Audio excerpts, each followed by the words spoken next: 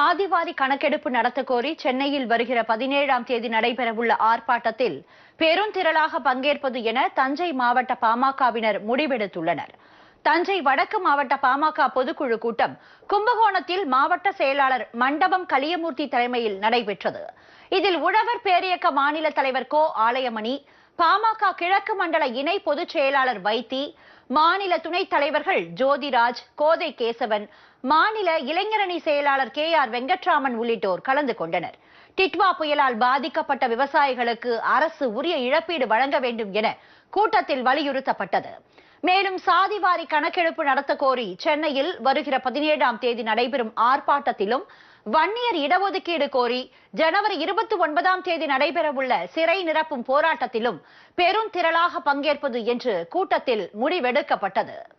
வருகிற 17ஆம் தேதி சென்னை மாநகரத்திலே அண்ணா அன்புமணி ராமதாஸ் அவர்களுடைய தலைமையில ஜாதிவாரி கணக்கெடுப்பை நடத்த வேண்டும் என்று மிகப்பெரிய ஒரு போராட்டம் நடைபெற இருக்கிறது. அந்த போராட்டத்திற்கு பெருந்திரளாக இந்த மாவட்டத்திலிருந்து பங்கு பெற வேண்டும் என்று தீர்மானம் நிறைவேற்றி இருக்கிறோம். வருகிற ஜனவரி 29ஆம் தேதி கும்பகோணத்திலே ஒரு மிகப்பெரிய முற்றுகை போராட்டத்தை நடத்த இருக்கிறோம்.